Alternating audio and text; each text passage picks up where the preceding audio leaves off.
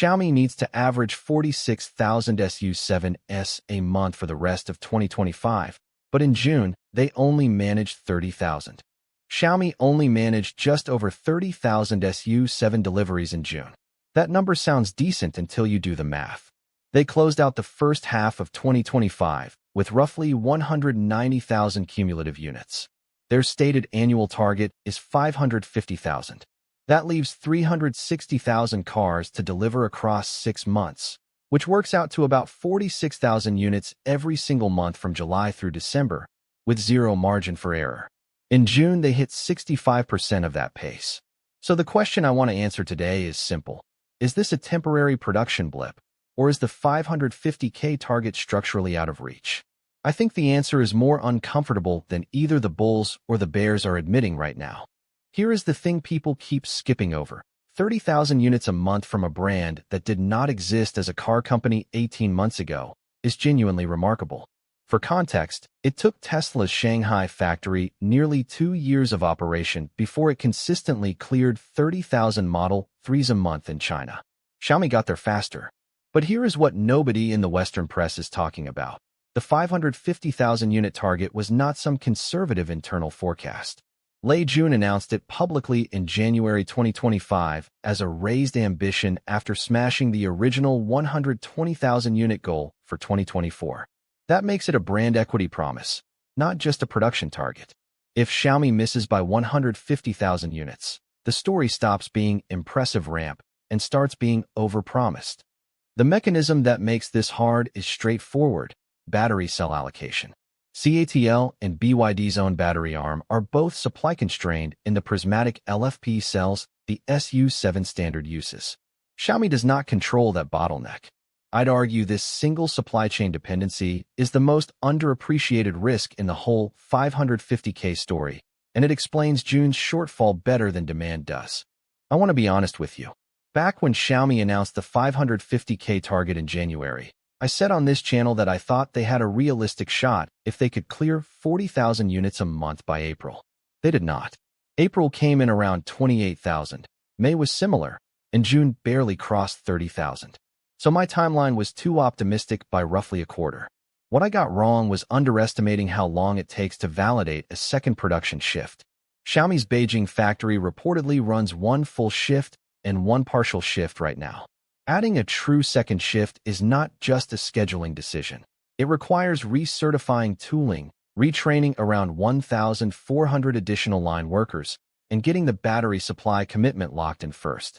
That process typically takes 3 to 4 months at a greenfield EV plant. This rhymes almost exactly with what BYD went through at its Zhengzhou facility in late 2022, when it also missed monthly targets by 20 to 25% for an entire quarter before the second shift came online and output jumped 40% within 60 days. Before we go further, one number that changes the whole picture. If Xiaomi can replicate that 40% step up from a second shift by September, the math for 550K becomes almost achievable. Not comfortable, but achievable. That is the scenario the optimists are pricing in. Let me tell you what I think happens in the next 12 months and what to watch. If Xiaomi clears 40,000 units in July and 45,000 in August, the 550K target is still mathematically alive, and the story becomes a comeback narrative that drives enormous press coverage going into Q4. That coverage is itself a sales driver. Xiaomi knows this better than anyone because it is how they sold phones for a decade. Watch the July delivery number. It drops in early August, and it is the single most important data point of H2. If it stays below 38,000, I think Xiaomi quietly revises the annual target downward around October. Now zoom out to competitors. Tesla is not sitting still.